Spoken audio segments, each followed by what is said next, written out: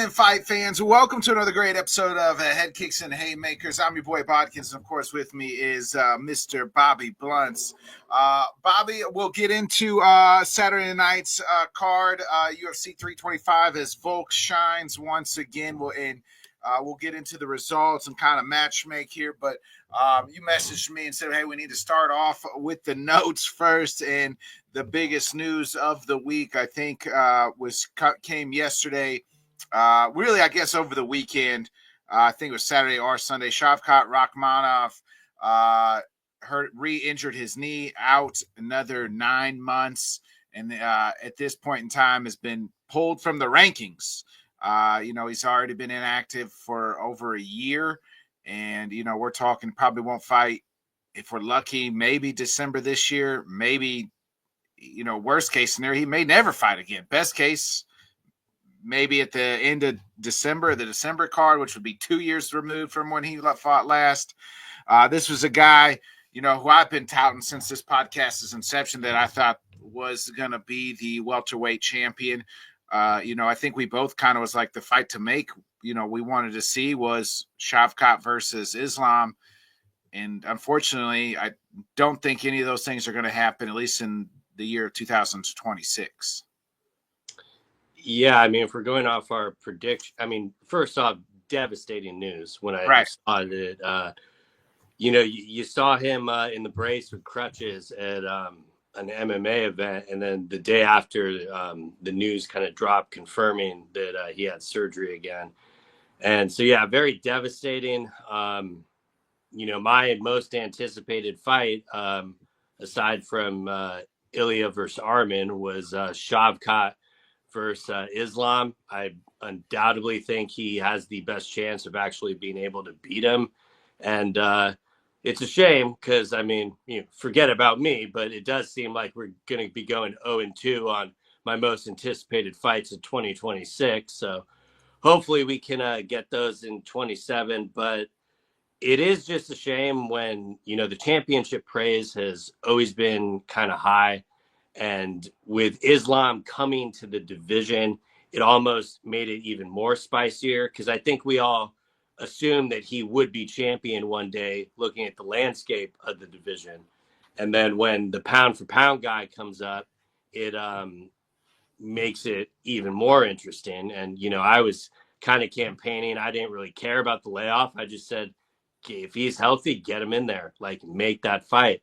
And this was kind of solely the reason why. You never really know with health and stuff. And I guess on the bright side, he's already had it addressed. I know Khabib was a lot younger when he had his surgery, so it's hard to really compare these two.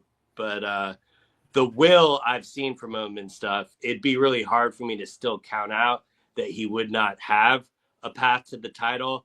The thing that just kind of gets jumbled up in the air is, how many defenses and stuff like that, because we really are talking about him now losing 2 years out of his prime when he was supposed to really shine. And, up until that Ian Gary fight, he had a 100% finishing rate.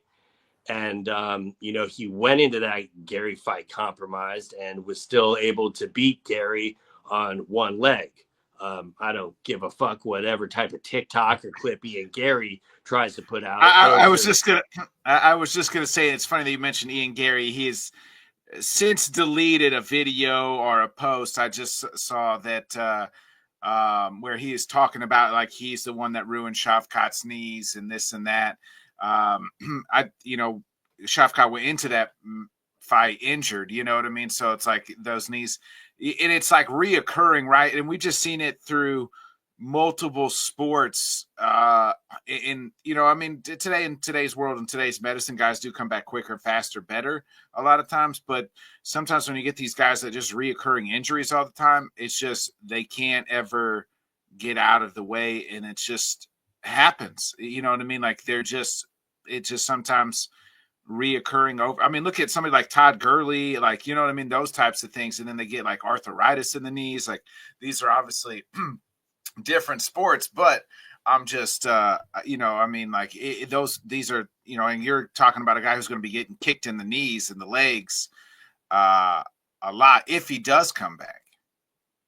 Yeah, I'm fairly certain that we will at least see him back in the octagon.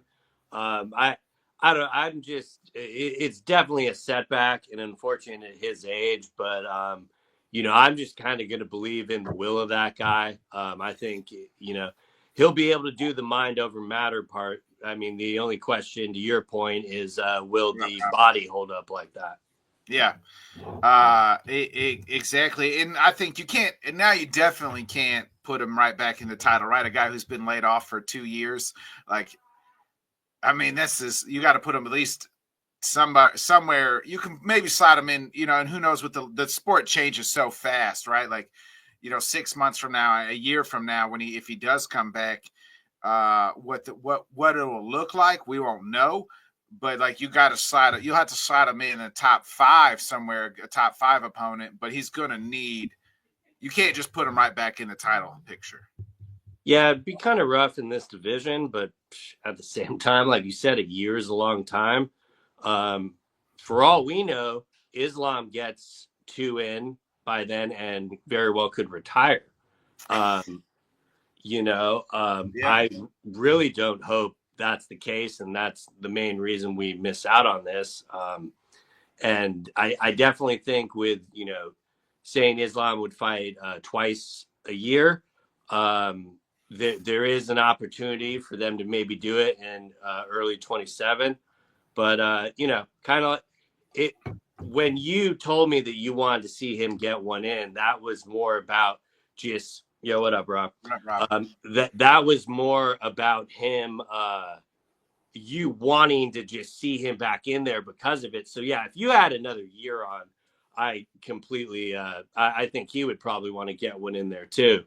My only pushback on it is you never know, but and you don't know, and you don't know how like his knees and he'll come back either, right? Like that's the thing. It's like, he could go down as like this what if, you know what I mean? What if, kind of like a Zabit type, like just like a guy who had all the hype and I think to me at this point in time, like Shavkat was like on the door, like Zabit was just kind of working his way, like wasn't guaranteed a title shot next.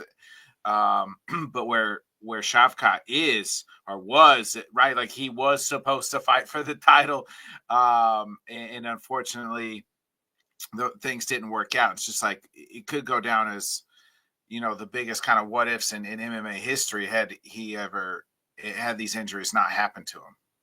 Well, I think even if he gets the title in the end, it could be a what if scenario because I mean it could be it's similar to Khamzat Chimaev, right? Like very close. I feel like in thinking of like what if he was becoming what if, and then finally this last year, so the last 2 years finally got on track, right? Like some of that was health issues, some of that was visa issues, some of that was this and that, and then but now it's like Shavkat has now had the hype where you're like, man, this guy's going to be a future champion. Well, now it's to the point where it's like maybe not like we were at one point with Khamzat. And then it's like if he can come back and get back on track, it's like, okay, there's the guy that we all thought he could be. Yeah. And it goes without saying, this is almost kind of going to point out the elephant in the room because, I mean, Ian Gary, like no matter what I think about his personality, he undoubtedly should be next. But with this news, I got an even more terrible feeling that Ali will be able to position this to just match up Usman. And we've said this since Islam won the title. We think what it should be and what it's gonna be is two different things. What should be Ian Gary or Michael. If you want to tell me you wanted to make Michael Morales too, what it's gonna be. It's going to be Kamaru Usman versus Islam. I think literally the only chance we have is, and notice Gary has been, especially with how he normally like calls out fights and stuff, he has been more than like respectful as far as talking about Islam. Yeah. But it might take something kind of getting him under his skin, like to make me like, Oh, really? No, I'll just take care of this and then fight Usman because and that's why it's like a bummer with Shavkat because like I undoubtedly do not really see a scenario where Ian Gary would win that fight. I mean, obviously, there's a chance, but and yeah, as Rob's alluding to, that narrative will The easiest overthrow fights that. for him. He has had some easy paths. Yeah, I'll agree with that. Like, yeah. Let's move. Speaking of easy work, it was easy work for Volk on Saturday night, and still, I that fight played exactly out. Bobby, like I was like watching the same fight we watched last year in April. You know what I mean? It was exactly the same, maybe worse because at least in April, Diego got Volk at least once, like kind of dropped him and almost, that he didn't offer anything else. Like they didn't fix the game plan. They didn't do a single damn thing. And Volk won all 5 rounds. All-time grass touching moment for me, thinking Diego would make the game plan change. When literally the podcast the week after that fight, I was pretty, in fact, saying he would not. And yeah, it was, to be blunt, it was just a complete waste of everyone's time, and that includes Volkanovski. Yeah, he only has a handful of fights left, and we wasted one. Yeah, it was within the first 30 seconds of the fight, I knew it was over. He apparently figured out how to cut the cage off going the right, but then Volk decided to move to the left, and it just back to back. You're talking about the 2 worst showings in a title fight that I can remember in recent history. I mean, granted, it's probably a skewed stat because you rarely see a guy get a rematch when it's that close. But you mean like back to back as far as like Diego Lopes showing back to back? Is that what you're saying? No, I mean someone fighting for a belt twice. You will never see a worse showing than that. Like it's just not possible. Yeah, because normally they don't give you the rematch. Well, here's the thing: is like Diego is the type of fighter he does well when you engage and you get in these like firefights, right? Like these like just wild fights. Like you look at the John Silva fight, like Silva is gonna oblige to that, right? He wants to get into a wild scrap. And that's what Diego thrives into, chaos. Volk is too damn good and too damn smart to just oblige to get into the phone booth with you and do those and get into this wild firefight. Like he's just not going to do that. And like that's where Diego wants you to do, but like Volk is too damn good, too damn smart, and it isn't going to do those. He's not going to do that thing. He's going to go out and have a smart game plan and win the fight. Yeah, and I'm really holding back. I'm not like trying to bury Diego again. I'm just I did not think I could be surprised at the fight playing out the exact same way, but I was just kind of like they said he broke both feet. From where I stand, he came into the fight with 2 broken feet. It was just the worst showing I've ever. And I did think he did worse this fight than he did if you go off the scorecards in the first fight, there wasn't a 50-45. And if there was a close round for Diego in the second fight, it would probably be the second. But like you said, he really had no moments or anything where he could really put out any momentum, and it was kind of perfect, like exactly what I think the UFC wanted as far as the Australian angle and everything. It was like that. The walkout and everything was just sensational. Yeah. So that was about the only thing that made any like difference for Volk being there. The fight was just a complete waste of his career, but at least he got to experience that moment. Yeah, and kudos to Volk too, right? Like after the fight, it's kind of like, hey, I'll take whoever they want to give me. Like, he's the ultimate kind of company man. But did say, like, it needs to be Mozart or Lerone. Like, there's rankings for a reason. And, like, I believe in, he believes in the rankings, believes in, like, fighting the number one guy like you that go into the rankings. And so we do know that Mozart and Lerone will be fighting next month, which kind of fits the timeline, to maybe get that fight in, the back end of the Volk said he kind of wants it quicker. So, but I would think mid-year, and then he kind of maybe wants one at the back of the year. He's trying to get 3 in this year. But I think realistically, I would think that he would probably fight August, October, maybe is kind of what I'm thinking, more than mid-year, just due to Mozart and Lerone fighting in March. If that's what they give him, because the UFC, they'll probably try to push for your boy John Silva. Not my fucking boy. I'm very concerned that matchup is going to be the poison pill in them going a different direction. Whether it's the results of the fight itself, or they just use it as the excuse of him just getting booked. We've kind of literally already seen them do that once. And I'm good on the Nepo baby title shots. I don't need to see him anymore. There is no fucking reason in hell John Silva should get the next title fight. That is just everyone trying to make it sound like it's intriguing. Like, oh yeah, the guy has power. Let's give him the guy that Volk basically 50-45 twice. That, right. Like, how is that even intriguing? It's just them trying to, do the same stuff and putting the title on someone they would prefer to be in business in. And, I'm going to be real. It also concerns me more.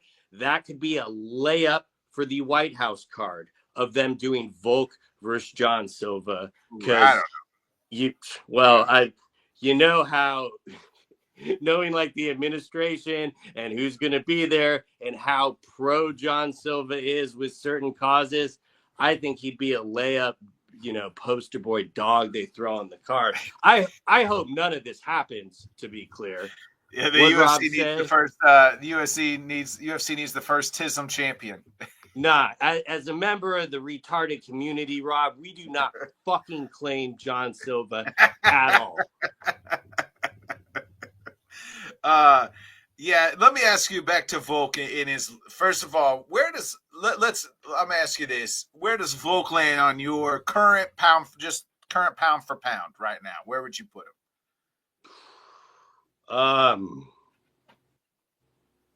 He got to be top 4 or 5. Yeah, I mean easily. We're like without looking at it. So you got Islam, Ilya. Yeah, it's Alex pretty Pereira, hard for me to put him ahead of it. I can't really put him against Ilya because of the Ilya victory. But at the same time, I do not have Ilya number 2 in my pound for pound. So, and that's just his choice of who he wants to fight. But yeah, I thought at first you were going to ask me, where does he rank on the featherweight GOAT list? Oh, he's number 1 on the GOAT list. And he surpassed Jose Aldo. Yeah. To me.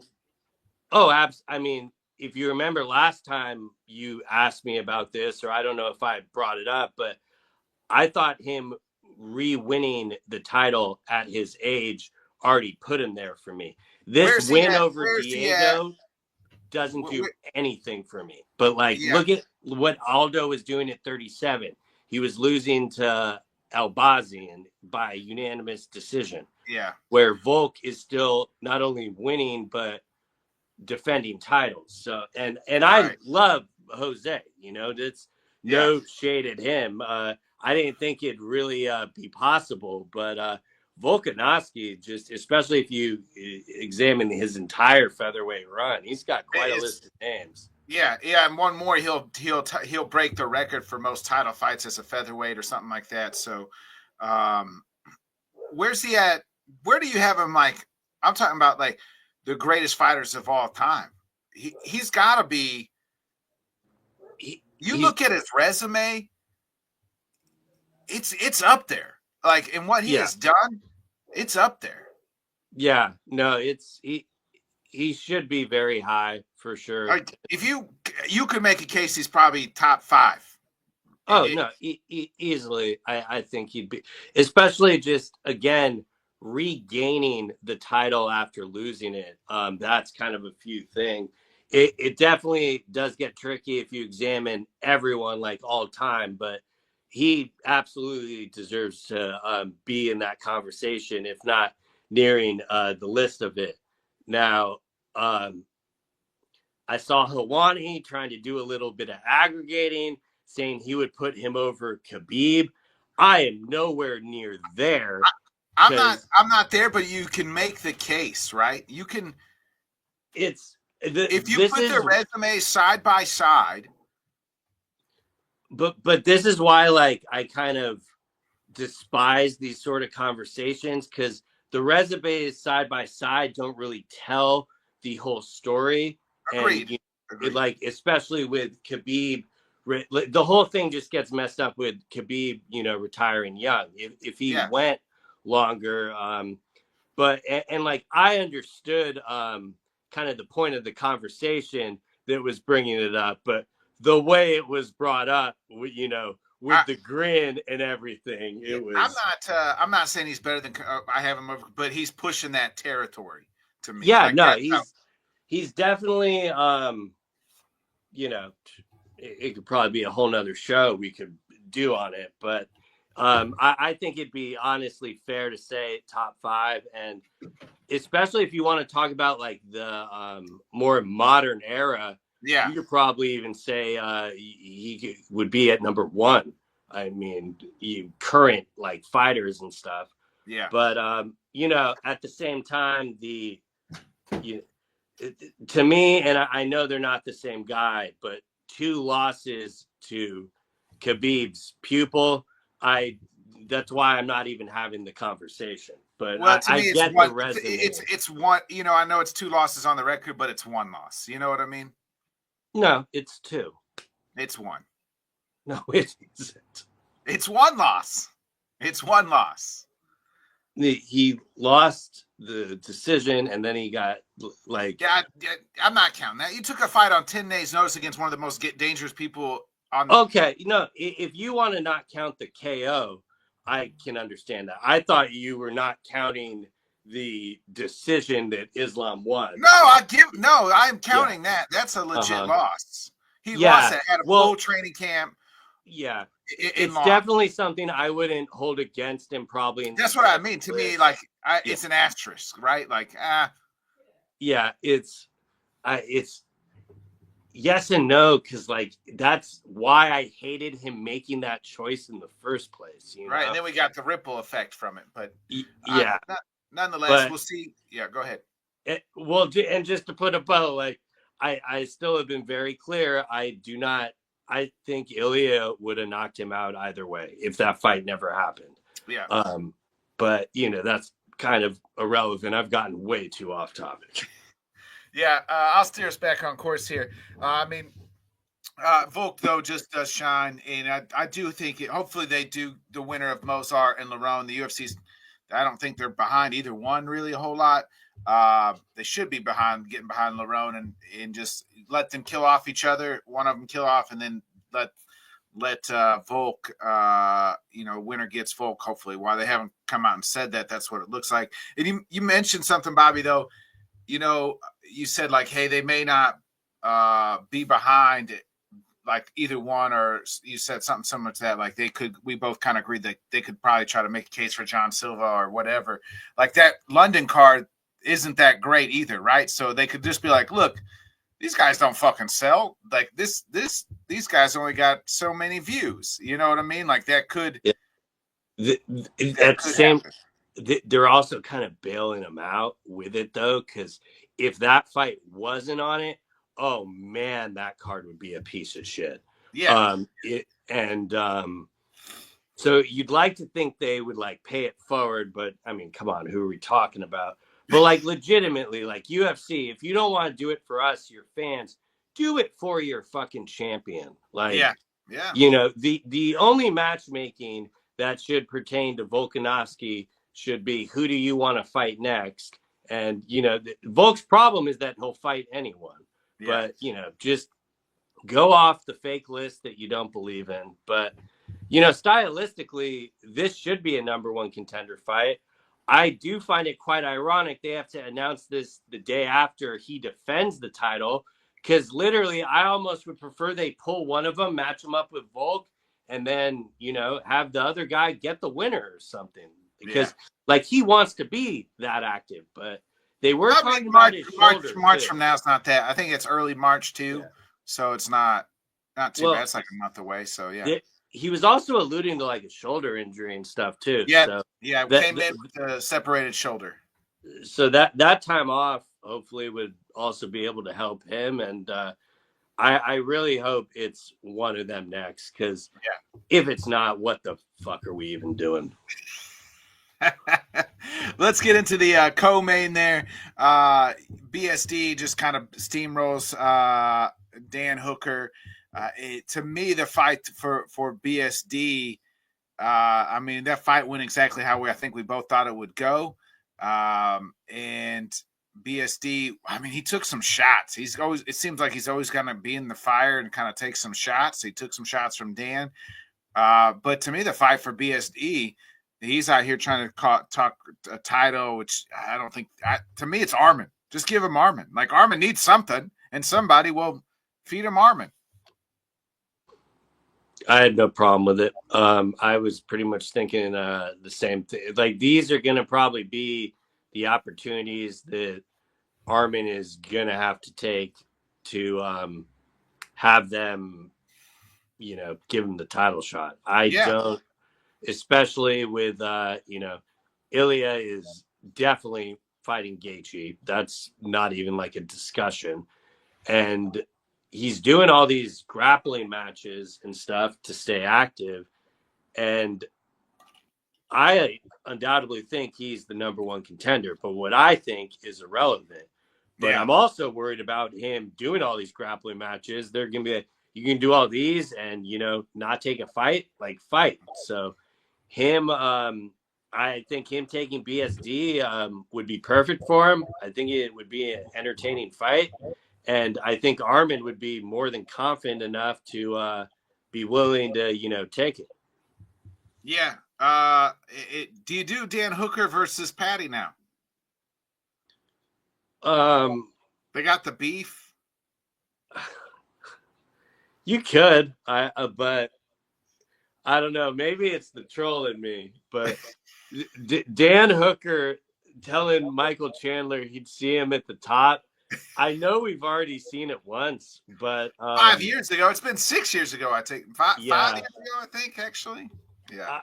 I would kind of prefer that rematch over the. I don't know. Would I take Patty versus Hooker? Sure.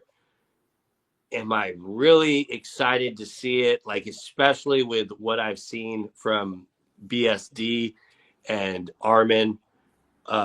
Not really. I think Patty would not do what he did with Gaethje for sure. Yeah. And he would just look for means to get it on the mat and look to submit him. Yeah. So to me, I understand them booking it, but I do kind of would wonder if they would be willing to kind of throw Patty back in that fire, or if they would give him more lowering top 10 guy. Granted, who knows where Hooker would drop after the loss now, but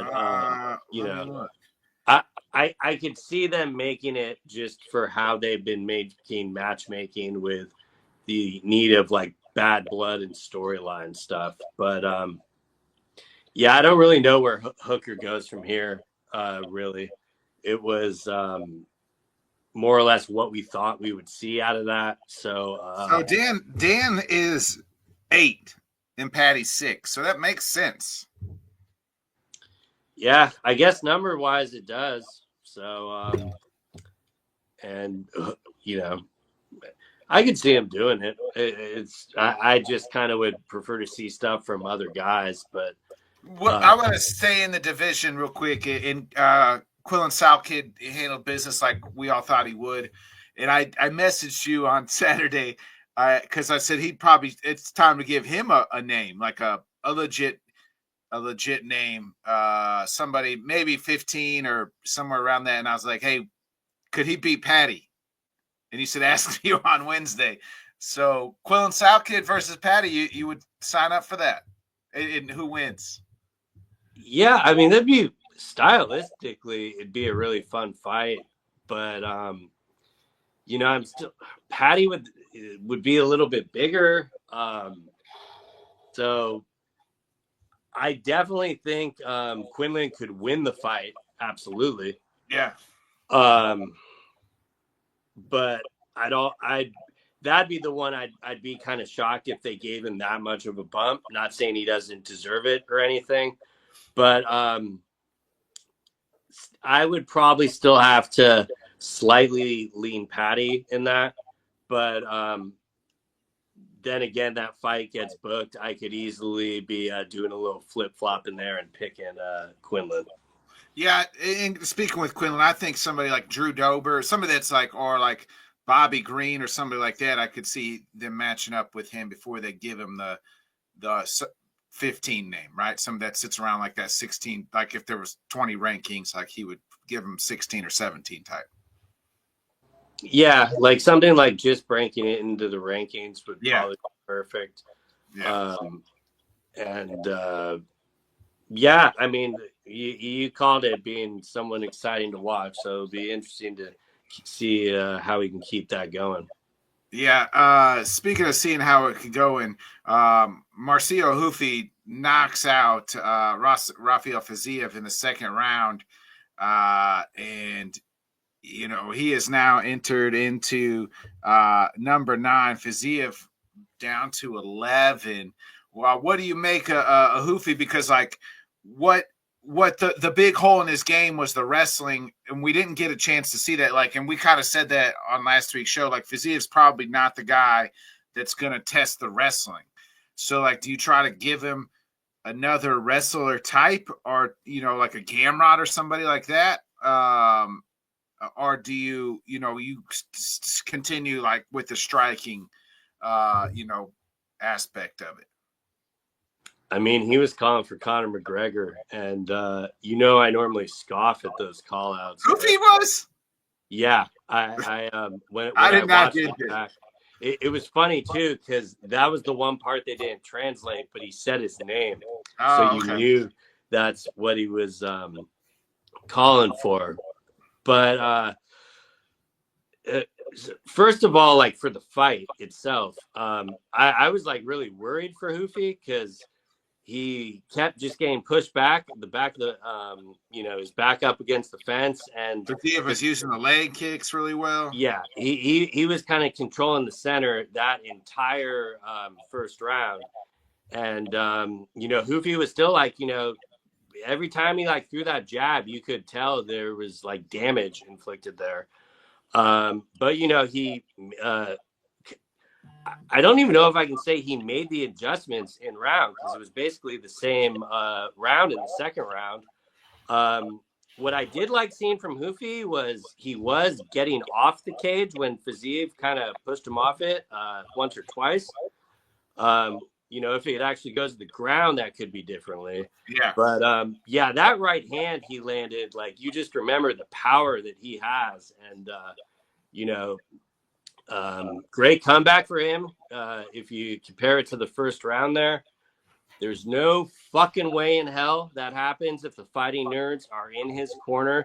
That was 100% from him. I'm fucking around. Who knows? But you saw the relief in Ruffy after he literally jumped into his coach's arms, and he was talking about fighting the flu and pneumonia. So it sounded like he had a really rough camp. At least a rough week. Went into the fight with him, with being sick, was sick all week. Yeah, and I'm really excited to kind of see what he can keep going. But at the same time, like you said, the wrestling he was kind of audited on, we didn't really see in this. So that question mark's still kind of there. And I think the UFC would kind of stick to more of the Fiziev matchup making, like, give him someone that can grapple, but will most likely prefer to strike. And I don't like, and I hate talking Connor stuff because I really don't think he's fighting, but that's definitely one I think they could sell everyone. And everyone already calls him the Brazilian Connor, so nothing would really. It's a hell of a lot more compelling than Michael Chandler, that's for sure. Yeah, I'm looking at the names though. Like, he's 9. You're getting into names that are guys. It's like Patty. Patty would just probably ragdoll him, right? Like Patty is great on, like, would learn you. Gamrot would probably, like, what we know from Gamrot's ground game is incredible. Dan Hooker, obviously, he would stand and fight, and then after that, you already lost to Benoit St. D. Then you're getting into the super echelon Max Holloway. That would really be fun, actually. Hoofy versus Max, like. Yeah, and I don't know if they do it, but I'd really be up for Hoofy versus Gamrot, because that would. Yeah, that's what I think. I think that's the fight to make, right? Like, that's where you need to see the improvement from the wrestling. Yeah, and he's also, also coming off a loss and stuff too. So that would kind of be my preference, because you're not. You'd be able to check the boxes if he's able to beat Gamrot. And I would just be really intrigued seeing, like, with another fighting camp with Volk's team, how he would match up with Gamrot. I think that's a lot more interesting than it would have been if you just knew he was still with the Fighting Nerds. Yeah, the Nerds seem to be breaking up here. At least he's breaking up, and John Silva's butthurt about it from all things. Well, I do have to, like, actually give credit where it's due here, which it pains me to say it, but Kyle Baharo was cheering for Hoofy the entire time during that fight, and you saw how happy he was for his brother that he came back and won. And yeah, John Silva just has a bunch of sand in his vagina. I can't stand that fucking guy. And the only benefit to them giving him Volk is knowing that Volk would just beat the fuck out of him and style on him. So, but I just think he's so unrealistic. Normally, I don't hold it against guys trying to call for the title, but trying to say that Volk is ducking because he's asking for the rightful contenders, you can miss me with all that. Yeah, same. Real quick to kind of wrap up 325, Tallison, Teixeira, and Tuivasa went 3 rounds. Who had that on their bingo card? They both looked like they just got done running a marathon. Billy Eklund, a nice sub over Junior Tafa. It took a little bit, but Cam Roston got the KO. Jacob Malkoon, a unanimous. I couldn't figure out. He should have been able to put out Torrey Finney. That was such a terrible fight, man. Finney keeps doing this. Like, DC, like, didn't know what to. Yeah, that was. I know he tore something, but the game plan was. I don't know. Can't stress too much on, and I can't believe he called the heavyweight thing a marathon. I mean that. I don't know what else to call it. Slop. It was slop. That was awful. Yeah, it was. It was. I was hoping Ty would win, and if he would have if he didn't have nothing left in the tank, he could have. It was cool to see his comeback, but at the same time, I'm just like.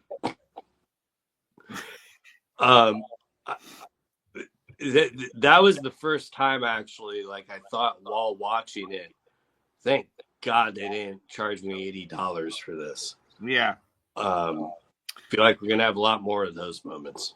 Obon Elliott looked good for a little while, then got caught and got subbed in the second. So as Jonathan Milcalf wins. So anything else you want to highlight here on 325? I think it covered it all, except for the road to UFC being added on to it really made how I thought the card was built drag a little bit. Yeah. The prelims, especially, like when the main card started, that all worked itself out. But yeah, it's behind us now. On to the next one. Yeah, better pacing too by Paramount. I thought they fixed a lot of stuff in the fights, in the commercials, and everything else. So better pacing. Live in the fresh, T-Bones. Live in the fresh. The only I don't understand, like, when the pay-per-view start, I'm gonna keep calling it the pay-per-view, sue me. When the number event starts, why are we still talking about the event for like 15, 20 minutes? But they did that in the past, though, too, though. They did that. Yeah, but that was more because they were having to con you into why you just bought the shit. They don't need to do that anymore. Like, yeah, we know what the fight's like. Just get this shit cracking. Right. Thanks, T-Bones. Make sure you subscribe. We're live every Wednesday about this time, talking all things MMA. So appreciate it. Yeah, let's move to this Saturday. Bobby, we are at the lovely, mighty, glorious Metaplex, the Meta Apex, baby. We've seen some new stuff, right, from the boxing, the Zuffa boxing. So it doesn't seem as lifeless, and maybe hopefully it won't seem as lifeless Saturday night, as it's Vincent Oliveira, Lope Dog, taking on Mario Batista. Headlines, this card it's not for Apex card, it's not shit, you know what I mean? It's not hammer dog shit. At least you got Amir Albazi versus Koji Horiguchi. Like, that's a meaningful fight in the featherweight division, obviously, or flyweight division. I mean, the return of Jalton Almeida, as well. So my guy, I got to shout out my Missouri guy, Julius Walker, on the card, taking on Dustin Jacoby. So not hammer dog shit. You got the Joker, Wang Kong, on the card as well. So we can kind of just look at these top two here, because I think those have the meaningful, unless you got another fight you want to take a look at here. Probably not to break down, but just real quick, I was kind of surprised how well it was put together. I mean, you could have very well taken this on the road. Claudia Segula, I think she's out of Kayla Harrison's, ATT there. And this is her third fight. She lost her debut. And she's taking on the Zombie Girl. That's the first fight on the card. So you're kind of getting something interesting from the start. That Poland kid that beat the dude they cut. Why am I blanking on him? Patchy Mix. He's fighting. So you already said Kong Wang. Said Nurmagomedov. I think him and Javid Basharat are both literally fighting for their job. I'm not sure if he's headlining the prelims or not, but they're both coming off multiple losses, so that's a big one for them. Basharat's only got 2 losses, though. You know what I mean? So, yeah, I normally wouldn't preface that, but they are kind of trying to use any excuse for anything to cut these guys. So yeah, it was just kind of in the back of my mind when I saw that. And then Nicolia Verta, I can't even pronounce, but he's fighting Nico Price. That, it's well built for an Apex card. There's not really one fight on here I want to miss. The main fight I really want to see is probably the co-main event that I'm sure we'll break down a little more. And the one thing I will say is Jalton Almeida on this card. I also think this is kind of a put up or shut up matchup for him. His grappling is elite, but he needs to throw some fucking strikes. So he needs not only just grapple, once you get him to the ground, do something. Yeah. Just fucking do something. Like, Yeah. all you do is lay there. You know what I mean? Like, yeah, he can take down anybody with the best of them, especially at heavyweight. And he's a little undersized. Like, he could probably, really be. He's probably a 205er fighting at heavyweight, but why not? Because you can make you in the heavyweight world right now. The way the setup is you win 2 or 3 fights. You're at the top, and he was kind of working his way, but seems to kind of the last few fights have just been an absolute fucking snore fest here. Even his wins against like Derek Lewis was a fucking snore fest. Like, I just don't. He just doesn't offer much after the takedown. The only positive thing you can say is they have him on the main card, but at the same time, they also got him buried on the Apex, and the matchmaking to me just kind of stems that they're a little done with them. But like you said, all you need is a consecutive few, and you're right there. But I do think he probably wins, right? Like, I do think he probably gets the win by decision. Yeah. So I don't know. I would agree, but at the same time, like, the odds are like almost even, so that should tell it all we need to know. Fuck. Yeah, am I high or is it showing 2 screens? Yeah, no, it is. I don't know. I don't know what I just did. I hit some button and now it did it on its own, and I don't know how to get rid of it. So there's that. Well, I'm sure that won't be distracting. Here we go. Hide the view. Here we go. Got it. I had to hide the view of the vertical broadcast. That's it. I accidentally clicked the button or some shit. So you can't. Yeah, I do think Almeida gets the win though. Huh? You can't see it? Nah, I got rid of it. Okay, I can still see it, but as long as you can't see it, that's all that matters. Oh yes, I think we're good. Yeah. And then we got the co-main though. I do think like that's the fight that you got to kind of tune into. 2 of the top ranked flyweights in Amir Albazi. It feels like it's been a while since we saw Albazi, but I guess it was back in November when he lost to Brandon Moreno, and then he's taking on Horiguchi, his second fight back in the UFC after leaving. He had Horiguchi had the nice win in November as well.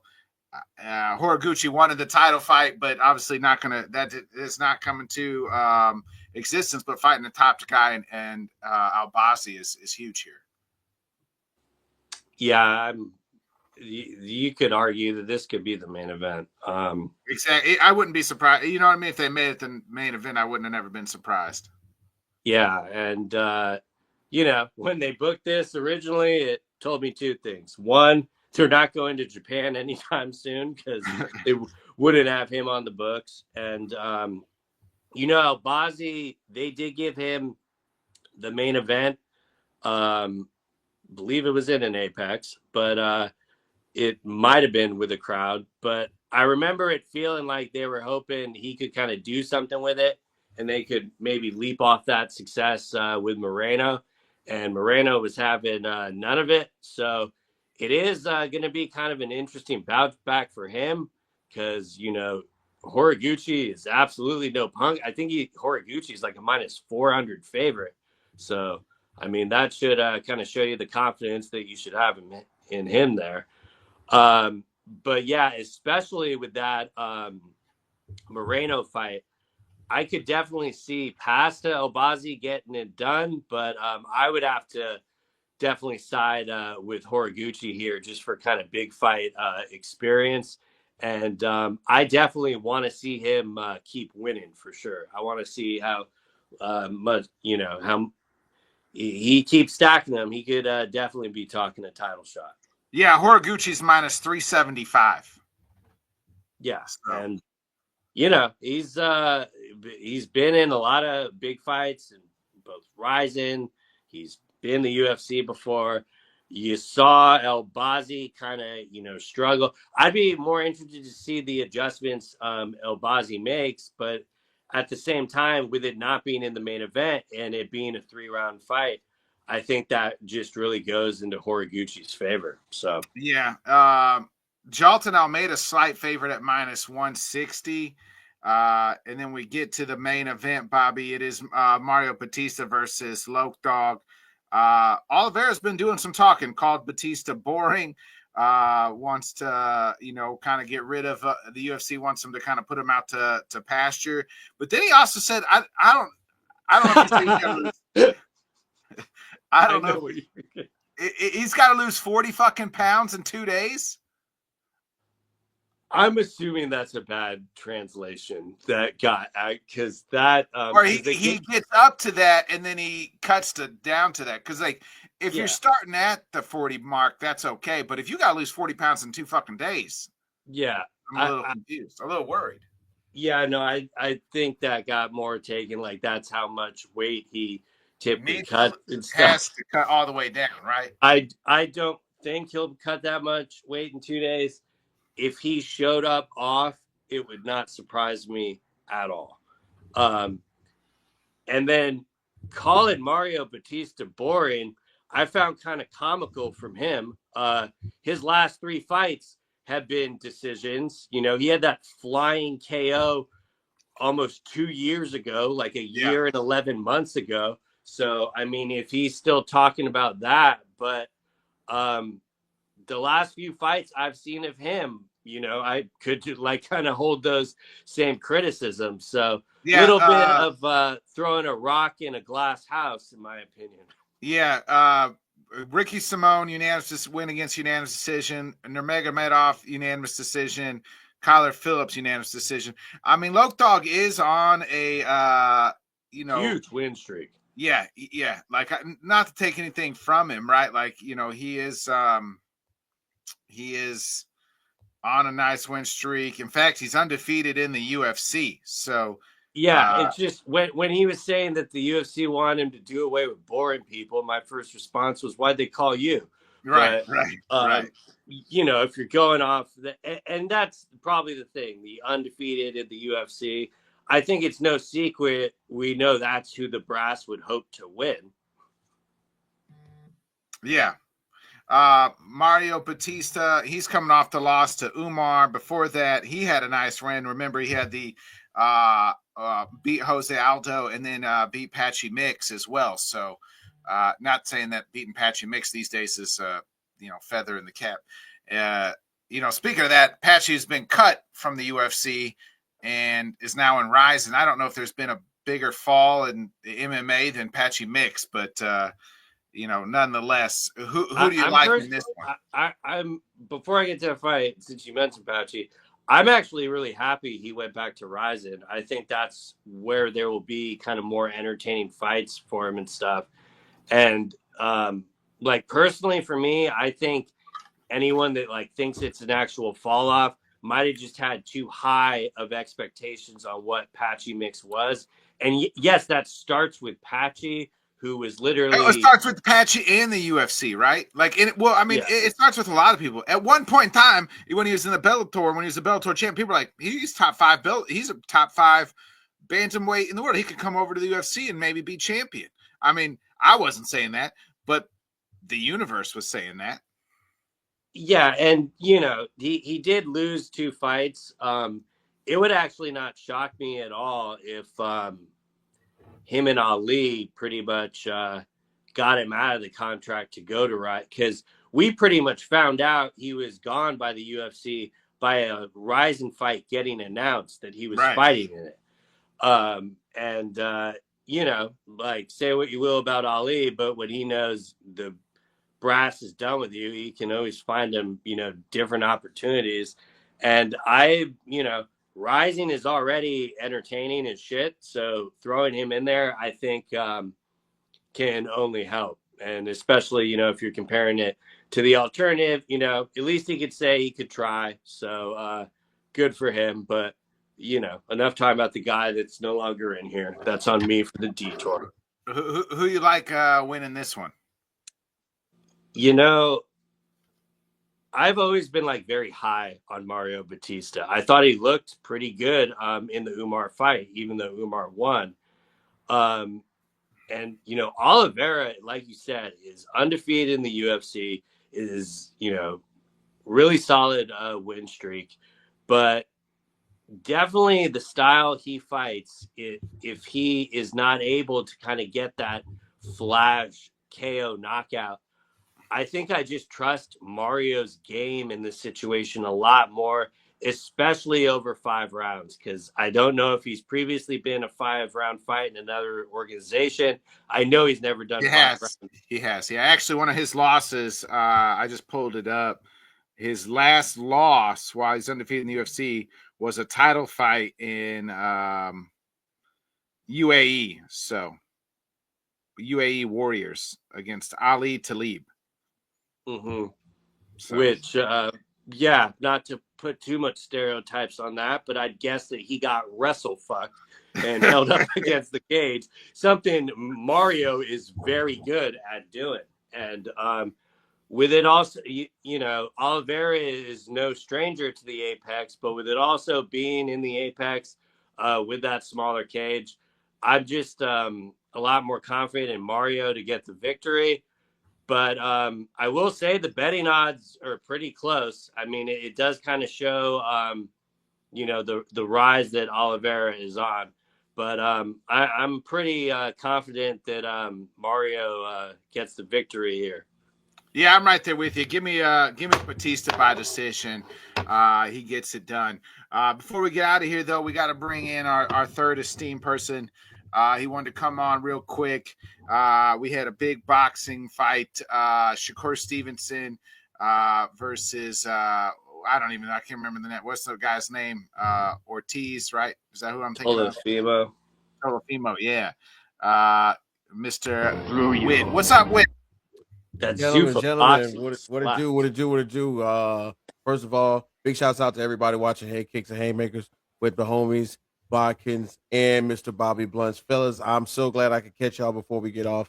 What a weekend for combat sports we just had. Of course, with the second of 2 consecutive UFC style pay-per-view events on Paramount. If you had Paramount, what a weekend as we got a chance to see Volk look like Volk once again. Now, I know you guys already talked about it, but I just got to ask. Like, we saw Patty take a beating, and we gave him some respect for taking that beating. Is there a similar feeling for what we just got a chance to see for the second time in a row? No, absolutely not. No. Because like Patty took a beating and took some punches. Like Diego just didn't. It was the same exact fucking formula. Same exact fight. Yeah. You could have literally put on the fight that happened last year in April, and we wouldn't have known the difference because it was the exact same fight. I agree. Yeah. Diego did the same shit for 50 minutes. Yeah, that's hard to do.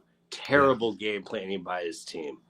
Yeah, man. Y'all know me. I've said it on the show a couple times. There are some losses that kind of even elevate you just because. That's what Patty Pimblin got, in my opinion. And I just don't know what to say. I have no idea what to say about our guy. But oh well.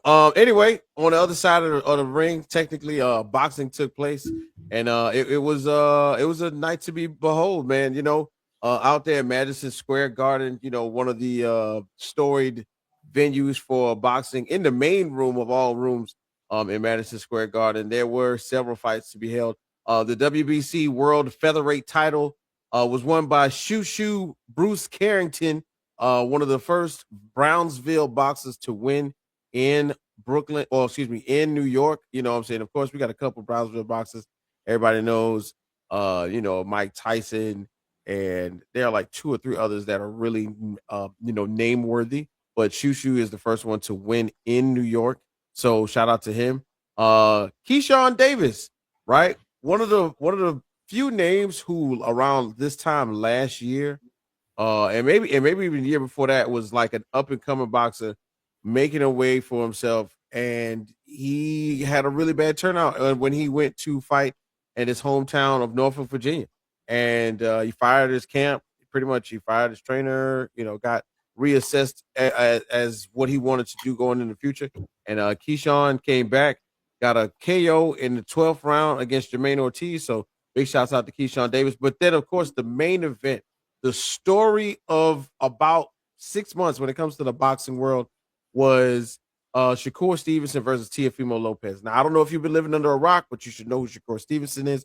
We don't really necessarily have to go into it. And you should also have an idea of who Teofimo Lopez is because he was and is a respected boxer. This was for the Ring magazine to the WBO World Super Lightweight title, which Teofimo Lopez was holding. Man, from the get-go, I felt like something. It was a bit of a farce. You know what I'm saying? Because Shakur Stevenson is pretty much a champion in every other weight class. This is his 4th division. He's used to coming out second. Shakur Stevenson, all about business, came out first, got in the ring. Teofimo Lopez played like 5 songs, bro. 5 freaking songs. Back to back. I felt like it was a supreme stall. Like, I don't know what was really going on. I don't know how. I don't know what his team planned. I feel like they were trying to get Shakur cold because Shakur Stevenson is usually a slow starter in the ring, and he doesn't really get into as much action very, very quickly because of his fighting style. But once the fight started, it was wild to see that the two of the best fighters in the world were still not on the same page. Teofimo Lopez, although greatly skilled, is somewhat of a distraction boxer. When I say distraction boxer, I mean like the punches he lands, the body shots he may take. He does a lot of acting. He does a lot of antagonizing to make you kind of get out of your game. But if he's not landing those shots, if he's not hitting you where it really hurts, it's not working. And it wasn't working on Shakur Stevenson. We got a chance to see Bud Crawford last year go in and pretty much dominate a fight. This was the closest thing to that. And Bud Crawford was in Shakur Stevenson's corner. He was out there in the streets screaming what was going to happen, letting us know. And literally, it was a carbon copy of what you would have seen in a Bud Crawford fight. All of the punches Teofimo threw, misses, hard misses. And I don't know if you've ever tried to swing and hit somebody and miss, but it takes a lot out of you, and especially after a certain amount of rounds. And I hate to like talk about people's parents because of course boxing is normally a family oriented sport. You got dads and fathers and uncles always around. Teofimo's father, when they were doing the corner shots in between rounds, was screaming at him, going, "You're gonna regret this tomorrow. Hit him, sir." That is not what I want to do. You don't think he's trying to hit him? I mean, I'm like, yo, he should have just said, let the hate flow through you. That would have worked so much more better if he would have just said, just get angry and go out there and win. But he was like, you're gonna hate this stuff tomorrow. Go hit him hard. Sir? Come on, is there a strategy behind this? You want me to feint a little more? You want me to duck it? Like, no, that was not it. And literally, Teofimo went out there and he fought Shakur Stevenson with his forehead. But in the end, man, like let's give props where props are due. Shakur Stevenson is leagues above a lot of the competition, and we saw it in who he had around him the entire time. There was a picture of him, Clarissa Shields, Bud Crawford, and somebody else I can't think of off the top of my head right now. And the picture caption was like 162-0. You know what I'm saying? Like, just to give you an idea of where Shakur Stevenson is as a fighter in this world right now. We don't really have the names that jump out there that make you want to go, ooh, let's go watch this, because Tank is going through legal issues right now, and we all understand that. Right now, Shushu Carrington is one. That's putting it mild. It's putting it mild. Seriously. Tank may never fight again. Tank may never fight again. Tank may go to prison. Tank got a lot of stuff going on in his life, period. But we not getting those names. But one of the names to look forward to, definitely Shakur Stevenson. Also on the card, just got to throw it out there, man. The meme of the week. This is the meme of the week. Somehow, some way, Kinsley eBay and Jarrell Miller, 2 heavyweights, went into the ring, and somehow Kinsley out there with the toupee on, man. Yeah, that's what I'm talking about. Somehow, some way, I don't know who Jarrell Miller's barber is, but Kingsley eBay went out there and punched the total hell out of Jarrell Miller, and pretty much was like, Gotcha, bitch. toupee just falls off the back of his head. But in the end, Jarrell Miller still found a way to prevail. His barber immediately took the video of what he did to Jarrell Miller's hair down from social media once Jarrell took it off. And the funny thing is, he took it off, right? Threw it into the crowd. No. Jarrell took it off of his own head and threw it into the crowd at the person that he will have to fight next because of this decision. And he didn't even know that that's who caught it, but it's hilarious. But in the end, it was a great night for boxing. Teofimo has a lot to learn from this fight because it was literally not even close. You know what I mean? But there's no way that we get the idea that this cannot be reproduced from Shakur Stevenson again. There's somebody else he can fight, and he'll make him look the exact same. But right after that, 2 days later, and I'm learning this most recently between yesterday and today, the WBC stripped Shakur Stevenson. Yeah, I was gonna set that up for you. I just want real quick 2 questions before we. That was the question one of the questions I was going to ask, or a point I was going to make. Yeah, but who is next for Shakur? Because he jumped up two weight classes to get to this one. So who is it like a Ryan Garcia type or somebody like that, or like where are we at with Shakur? Like who is next for him?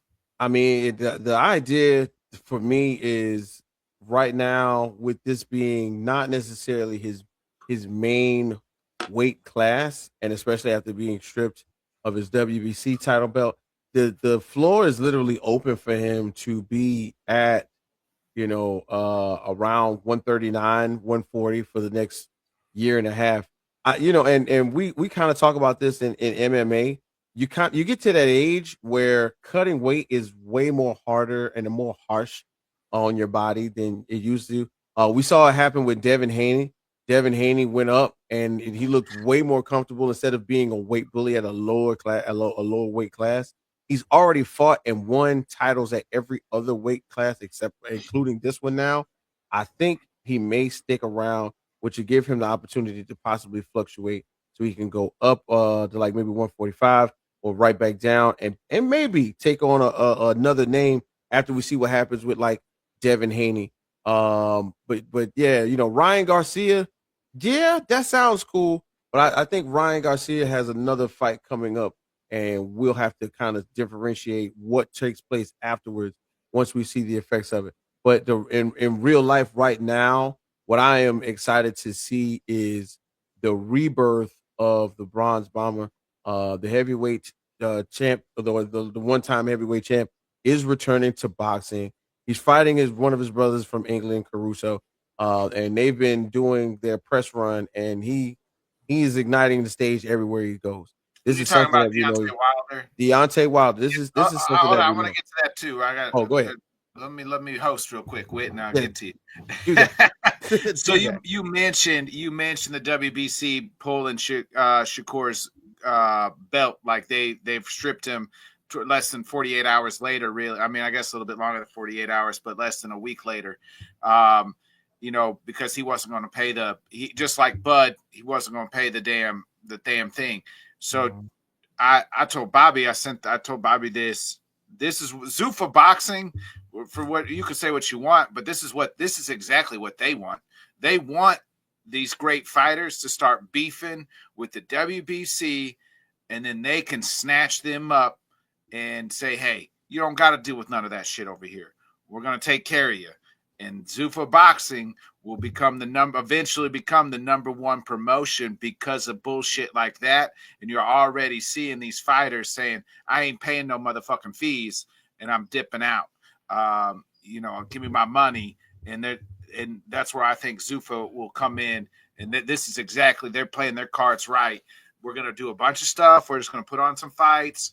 And eventually they'll come because they're going to get tired of this BS, and it's going to be BS that we're not.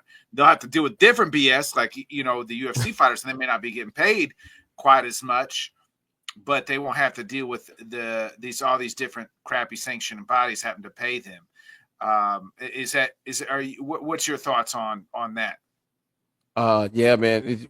Hanging out in the camp like with Bud Crawford, is probably extremely galvanizing, where like minds get together and they talk and they go, well, look, screw that, man. They want 100,000. Well, everybody knows who's the champ. They saw me just whoop whomever's behind, they could take the belt. I want to keep my money. I will fight somebody else for the belt, whip them, get paid again. Like I really feel like, just like you said, this is kind of turning into the evolution. The sanctioning bodies, the WBC, the WBO, the WBA, they at one point in time were a conglomerate, and they were known to, hey, look, when you get your fight purse, we automatically receive this much. Bud Crawford, when he won all of those belts, said it live, put it on multiple streaming platforms that, hey, everybody else cut a deal except for this sanctioning body. Everybody else got paid. This one doesn't want to get paid. Fine. Everybody take the belts back. I don't care. Y'all know who's the best, and I'm not going to sell my soul to come back and purge them once again. I really feel like the just like the idea of social media is for bringing people together. I think that the like-mindedness of winning teams are pushing that idea forward. Like, hey, look, everybody saw me win. You know who's the champ. I know who's the champ. 100,000, 100 million people know who's the champ. So if I give you this belt back, I'm gonna just keep the money, which is probably what's most important, and keep it moving, man. So it's unfortunate, but what I wanted to compare the Zuffa boxing and what's going on with the sanctioned bodies. Y'all remember when Live Golf got like a whole bunch of flack for kind of being the cool hip thing for golfers to go to, and it turned out not to be so bad, right? Well, now wasn't, but now it is. Yeah, right. Yeah, now it is. Go ahead, Bobby. I see it. Go ahead, Bobby. Yeah, go ahead. Do you think? I mean, he just said it right there. Like, that used to be the new thing, and then fast forward, now they literally own all of it. And so yeah, and they hate it. The golfers hate it. They hate it. There's players leaving. Yeah. And I know there's there's like the boxing purist angle of what Bud and Shakur are doing is considered technically, not paying your bills because you did agree to this when signing the contract. I mean, it ain't my money, so I mean, I could really give a shit what they're doing about it. Like, those are their choices. But that is kind of where there's going to be the controversy part in it. And yeah, I mean, you said it best. Zuffa is just smiling, and like their last card they did was very entertaining. You had like I don't know if it's like because I'm more conditioned to like watch stuff in the Apex, so that doesn't like affect my viewing that much.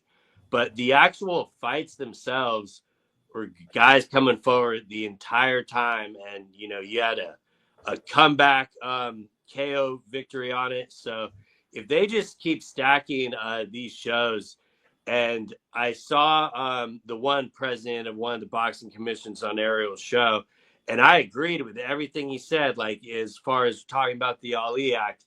But once again, when it goes into Zuffa boxing, you can just tell how naive these guys are in underestimating them.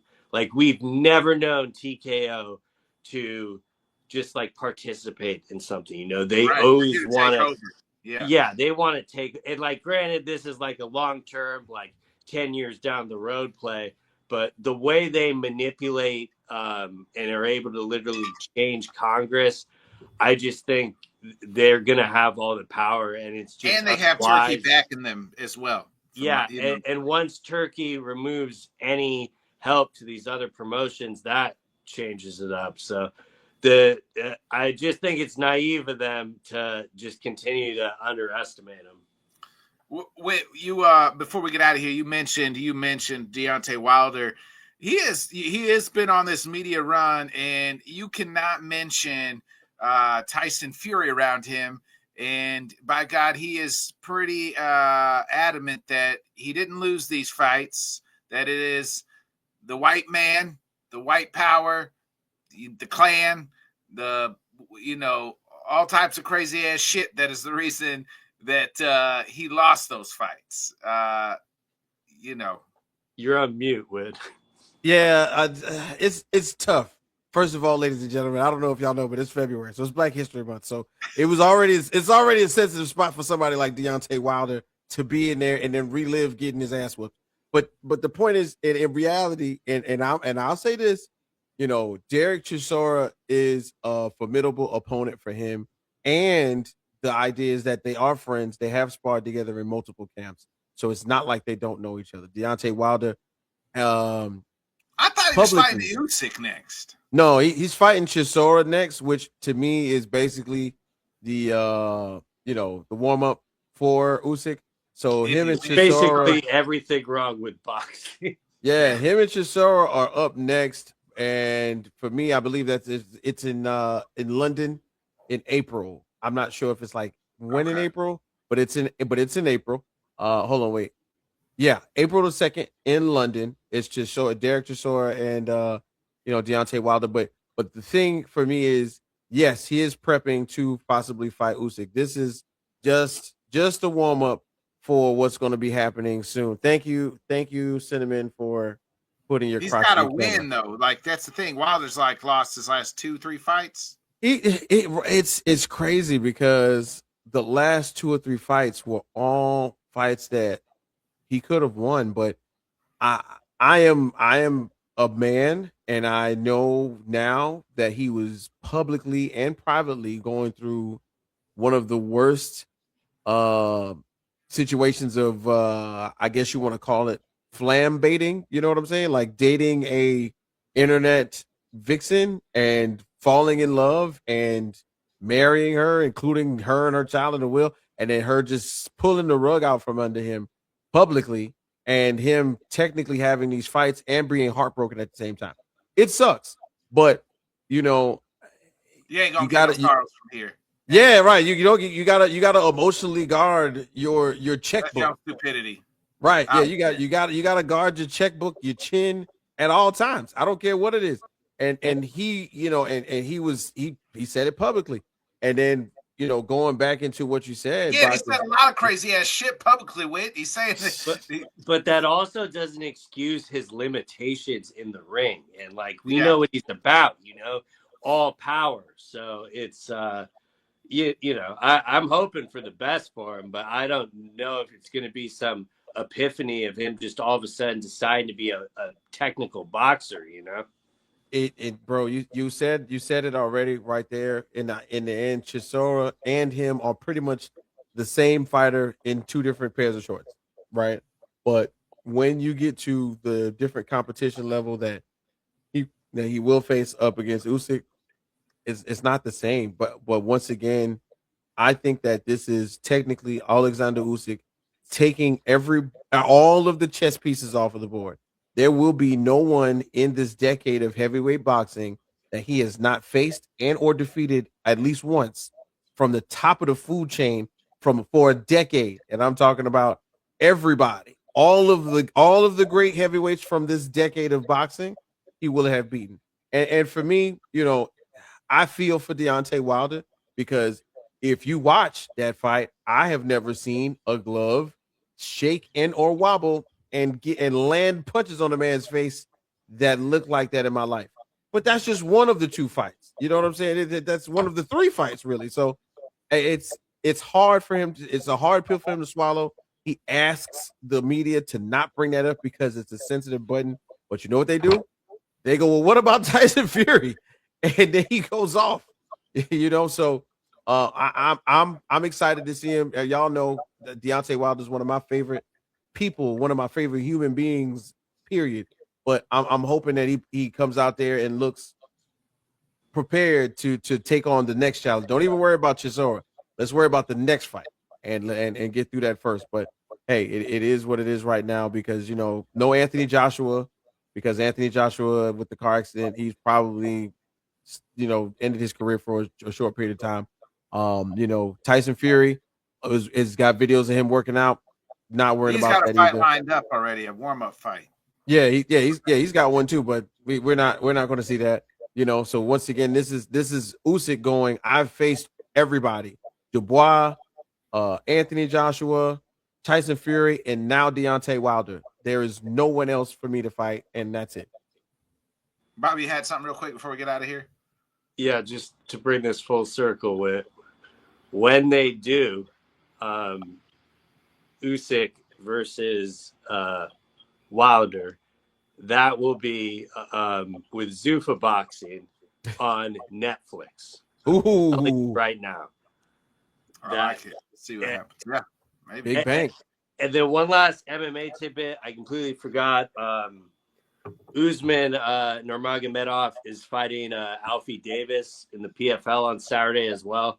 Yeah, the PFL. Shout out, PFL's got a good card as well. Thanks, Bobby. And BKFC Saturday night, Knucklemania 7. Big Ben Rothwell versus Arlovsky. And I'm not positive, but I think they might be putting the entire thing on YouTube. But I think so. That which is a very smart move by them. I know it's normally a paid event, but especially when you see like what the UFC is doing with Paramount, I think it's only going to help them to show their biggest show of the year so everyone can see it. Yeah, you got Ben Rothwell versus Arlovsky, Hunt versus Mundell, and BKFC. So I don't think it's a pay-per-view on DAZN, but I could be wrong. It does. It just says main card. I'm looking at the poster, 8 p.m. Eastern. It says YouTube, DAZN, and more live and free. So yeah, because I saw a poll they were taking. They were asking how much should the pay-per-view be, and they had two prices, and then YouTube. And obviously, what do you think everyone selected? So hopefully that's free. But yeah, either way, I'm going to tune into that as well. Big night on Saturday. Yeah, PFL does start. Nice card for them as well. The road to Dubai, Nurmagomedov versus Davis, Kurgamedov versus Muzov, and in their vacant welterweight title as well. So the PFL offering up some stuff, and they got their own rankings now. So how about that? So shout out to the PFL. So a full packed Saturday night of fights before the Super Bowl. Whip, what do you got going on the rest of the week before we get out of here? So the rest of the week, man, we're actually getting ready to take a huge leap with the Rec Room family. So I'm so excited about that. Botkins, I will be calling upon you for a favor, my brother. Be prepared to talk that talk and walk that walk, because we're going places. Bobby, you in the mix too, so be ready. But Friday, man, we're doing In the Hoop. We're gonna be doing the trade deadline. So many exciting things have happened. I looked up at my phone and I see that they're trading Demonis Sabonis to Toronto. What's in Toronto? But Chris Paul, all kinds of stuff in the NBA world right now. So I'm excited about that. And especially as a Celtic fan, I know there are people who hate the Celtics, but remember, let the hate flow through you. But then Super Bowl, man, we excited. We got Allen. Allen's going to be broadcasted live. A little sit down view along with Allen Paralis, my guy AP. Y'all know I like to chop his name up. And we'll be doing along with Lock It In. So get your bets in, watch the game on Sunday, and hang with the gang. We are doing the 5th annual super duper Super Bowl show right here on the channel on Sunday, 1 p.m. Central, 2 Eastern. So please tune in that. We're going to have some guests. We'll be talking the game. We'll be making our picks and everything else. So it's the 5th annual super duper Super Bowl show. Please tune in. It'll be myself, the rest of the Fall Start Thursday gang. And like I said, we got quite a few guests kind of lined up. So to try to chime in and everybody make their picks. So other than that, folks, we'll be back here next week, 8 o'clock Central, 9 Eastern, for another great episode of Headkicks and Haymakers. So for my guy Witt and Bobby Blunt, I'm Bodkins. We'll catch you next Thursday, baby. Enjoy the fights. Enjoy the night. Have the best week yet. See ya. Gotcha, bitch. Thanks so much for joining us, and until next time, let's talk sport, friends. Thanks for watching.